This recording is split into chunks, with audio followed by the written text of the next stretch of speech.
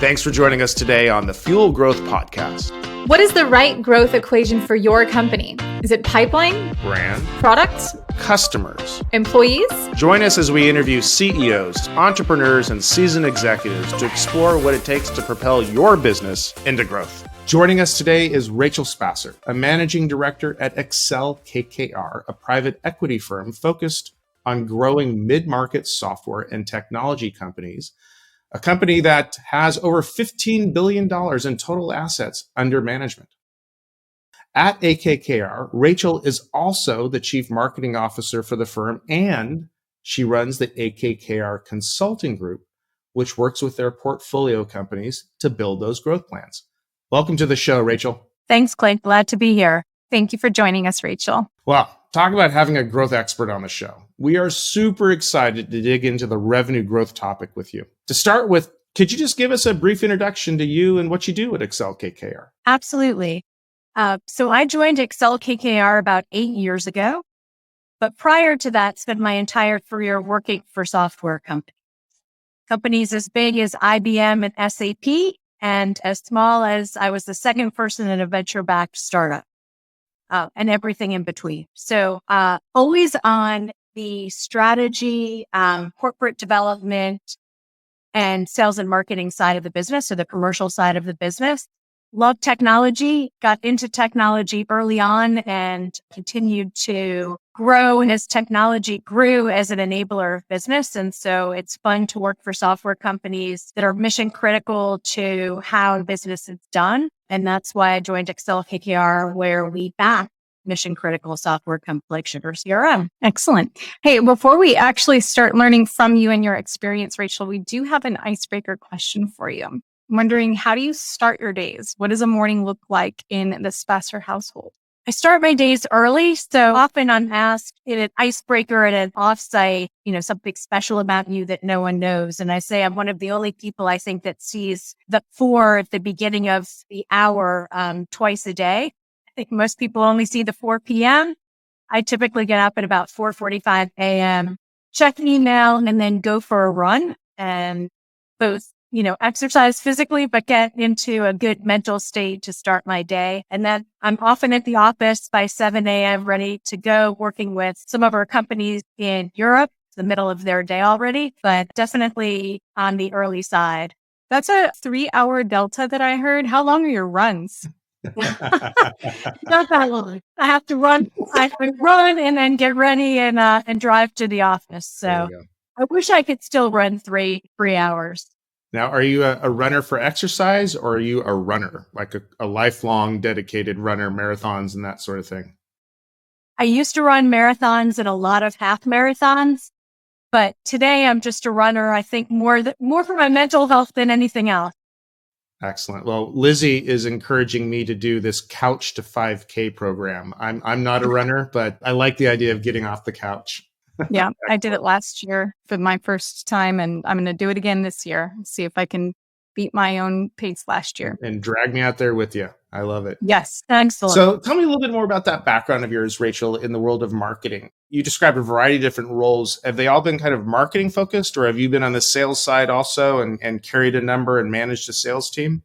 So I have run what we used to call corporate sales, which was the mid-market and small business sales, or inside sales, some people call it, when I was at Ariba, and have run business development, corporate development organizations, as well as marketing organizations. And then all the things around marketing, brand marketing and demand generation and all that. Well, you are truly a growth expert. I don't know about that. Well, let's put it to the test. Let's learn more. We'll do it. If there's one thing that we've learned on the Fuel Growth Podcast, Rachel, it's that revenue growth seems to always start with a culture of growth. Would you agree, or what are your thoughts on that? Absolutely. I think, a culture of growth is critical. And when I look at companies that are fast growing, you can tell when you walk in the building, you can tell when you interact with any employee that they're part of a culture of growth. Typically what I've seen too, Lizzie, is that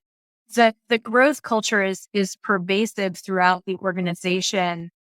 in part because there is total alignment across the company. So the goals are well articulated. The company's on a mission to accomplish something, and everyone feels like they're rowing in the same direction. And that direction happens to catapult them into a high growth mentality. I also think in those organizations, really the customer is at the center. So if you think about growth, happy customers, the best way to grow. One, obviously word of mouth is probably the greatest marketing tactic that you have. But on top of that, it's really, I would say, happy customers buy more from you. And so in addition to telling their friends so that you sell more to new customers, you also can sell more into your base. And those are, I think, critical factors in a company being able to sustain high growth over time. So I hear employee alignment, customer centricity. Any other steps in building a culture of growth that you'd recommend to our audience or even to your portfolio companies that you've worked with? Yeah, absolutely. I think that the third piece there is the team. And you have to show how the growth benefits the entire team. And so that could be financially, but it also can be career opportunities that as you're growing, your organization has more and more opportunities to do either different things or to progress along their career path. And growth also benefits the team because when you exit a high growth company, you are very much in high demand. And so I think, being part of a high growth organization gives you credibility in the market that probably makes you much more marketable than the average employee. So I think I think in addition to alignment and customer centricity, really being able to engage the team and make sure that they understand the benefits of being part of a high growth organization. The WIFI. Yeah.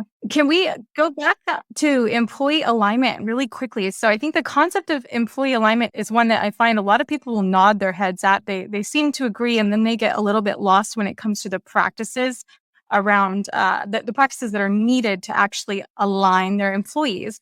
Do you find it's as simple as just talking to employees about the business plans or the company's plans, or do you think that there are more efficient ways of building that alignment? Look, I think that it's more than just talking to employees, right? But it starts there. So the employees need to understand the why. And that is more than, hey, this is just what our company plan says we should do. It's really, what are we on a mission to do together? Are we changing an industry? Are we enabling customers to do something? Are we solving their pain? How do we create a vision for what this growth is all about? And then how do we quantify that? So what are your big, hairy, audacious goals? How do you make them part of every town hall meeting, every quarterly meeting that you have? How do you build those into the OKRs or KPIs, whatever system a company uses to measure success, not just at the highest level for the corporate goals, but also down to the individual goals so that people understand how they contribute to that success. And then the last thing I'd say is it's really about focus. So it's really hard for companies to do a lot of things well simultaneously. They can do a lot of things well sequentially, or they can do a few things well simultaneously. And I think that one of the big mistakes that people make is that the focus is not clear. And so having clear alignment to me means being very focused, being able to communicate that, incorporating that into the day-to-day operation of the company, and then measuring yourself against that. Very helpful. Thank you. I was hearing growth with purpose, growth with focus. And the thing that resonated with me as you were saying that is that's what builds authenticity, right? When everybody's bought into it, but they understand the purpose of it, they understand where to focus their efforts, then that whole growth topic just becomes very authentic for everybody within the company. Absolutely. Yeah, very much so. And I've seen that play out at a couple of companies I've been a part of. I want to actually focus just for a minute on customer centricity. I know that Bezos with Amazon, for example, is said to bring an empty chair to meetings to remind everyone of the omnipresence of the customer. I'm wondering if you've seen examples of things that other companies have done that maybe are or aren't ordinary to remind their teams of the customer's importance, whether it's basic or if you just have any examples that you might give or you've seen other companies pull off really well. Yeah, absolutely. I think I'll give you two examples. One is a former colleague of mine once said to me, we were getting ready to launch a new product. And he said, Rachel, always remember you're not the customer.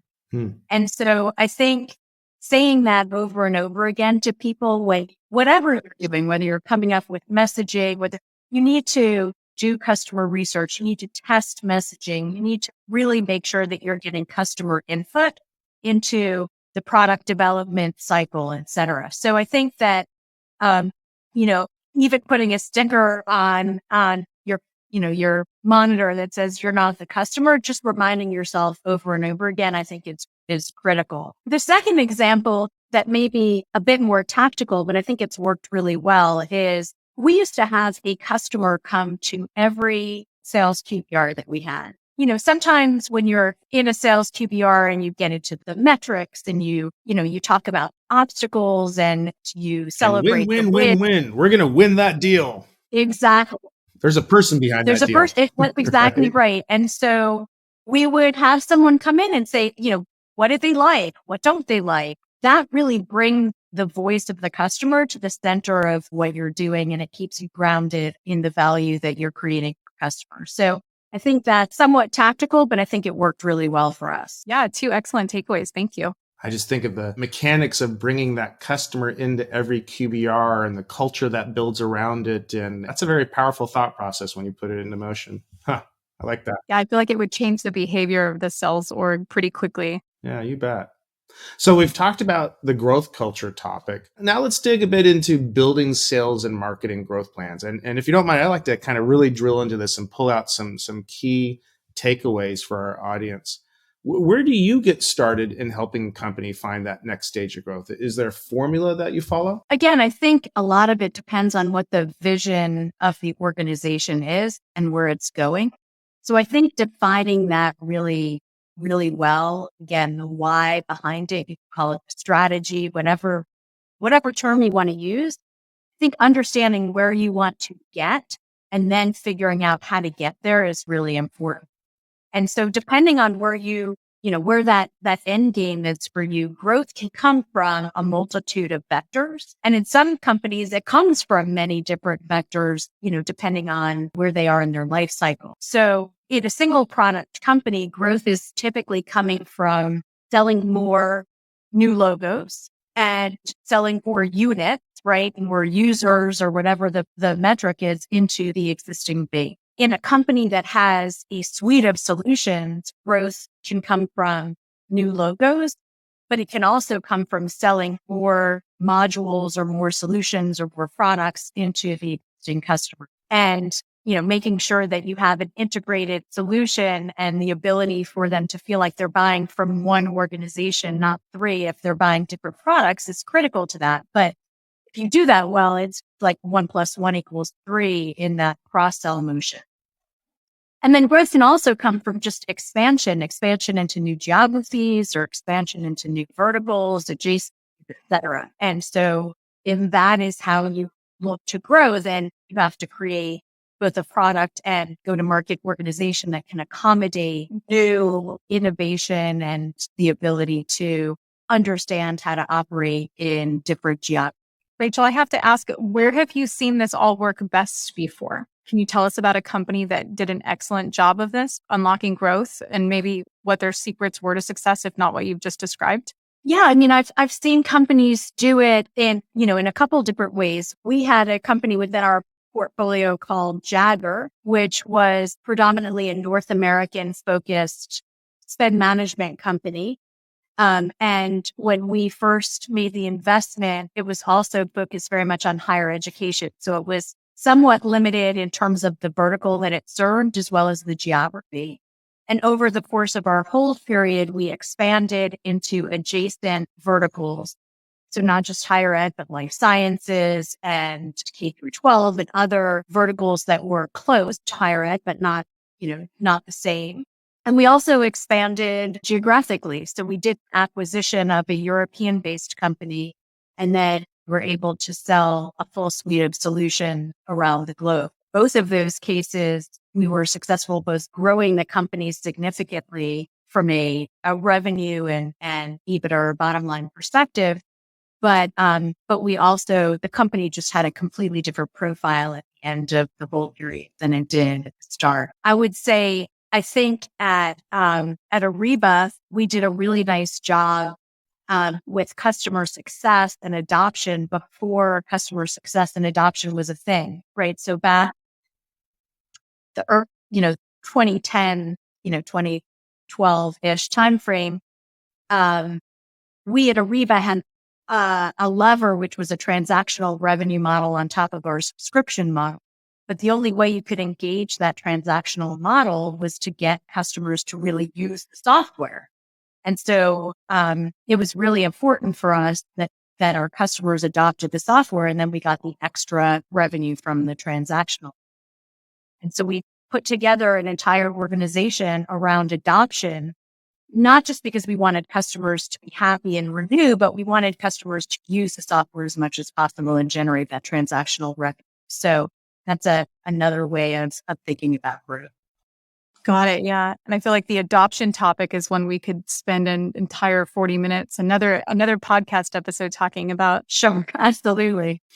As I think about what you've described in there, my mind went back to a minute ago where you're describing about, a single product company and maybe the path to unlocking growth is to be just drive efficiency at bringing on more and more new logos, or you're a multi-product company. And how do you do that cross-sell, upsell in your install base? And it takes me back to the thought process of growth can often be talked about in terms of taking existing products to new customers or taking existing customers to new products. And as you think about those two growth options in there, I've got to think that a single product company, how successful is a single product company at driving growth in the end? Aren't you always recommending to them that they need to grow their portfolio so that they can sell more to their existing customers? It's an interesting question. I think that potentially down the line at some point in their life cycle, that would seem to make sense. But I will say that I've seen some single product companies just build a really robust demand generation and sales engine. And as a result, grow significantly just with using that motion. And it fundamentally is a different motion to do the cross-sell. And it takes the different type of both marketing and seller to successfully cross-sell into the base. So, I would say at some point, one would think that it is more efficient to sell more products into the existing customer than to always be looking for new customers. But, there are companies that have been incredibly successful just selling one SKU, so to speak, but doing it incredibly well. And if you think about back in the day, Google and AdWords, right? For a long time, Google grew very, very well just selling AdWords. To several billion in revenue with exactly. a B, right? Exactly. So you've got a company that's a single product. Everything up to now has been maybe word of mouth and brand, if you will. And now they're ready for that next stage, right? So let's call it that, I don't know, $20, $30 million a year startup that built a buzz around themselves initially, but they're looking to get to that next stage of growth. Can you pick apart that particular example, and what would be some things that you'd want to go look at initially to drive growth there? Yeah, Clint, I think part of it depends on who they're selling to, whether they're selling into large businesses or small and medium business. Know your customer. Yeah. Big difference between B2B and B2C. Exactly. And so, in a B2B enterprise sale, I would say building up the value proposition, understanding your unique selling proposition and how you solve someone's pain, how you really create value for your customer is critical. And sometimes when you get a lot of inbound word of mouth, et cetera, you don't have to refine that. So you end up talking about your features and functions because those people coming inbound typically already have identified their pain point. And so they're looking to solve it.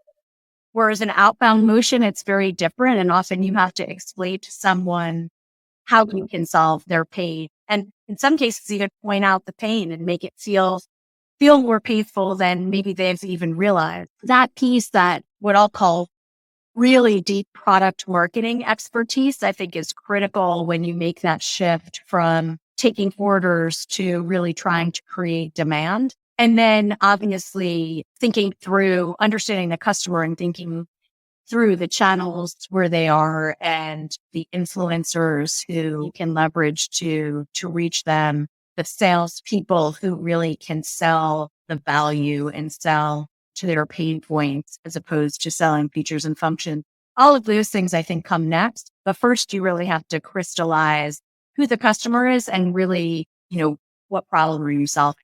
Maybe even going beyond just who the customer is that you have today, but can I say maybe who you want to have? Sometimes those earlier stage companies that build momentum around brand, they're just accumulating customers, some of them not profitable even, right? Some of them wildly profitable. So the idea of a target customer or an ideal customer, how do you see that analysis fitting in? Clint, I think you know that I'm a huge proponent of companies doing an I am. I'm teasing that one out.